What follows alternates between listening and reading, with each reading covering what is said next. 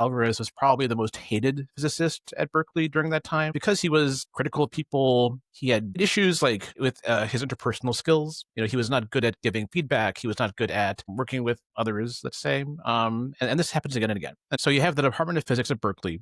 Then you have the radiation laboratory, which is like a separate building. Okay. And I think this actually is important. Like there's like a shack, essentially. It's like a wooden building that houses the cyclotron, which is this particle accelerator that Ernest Lawrence has developed that by the mid 30s is big enough to do like kind of interesting things.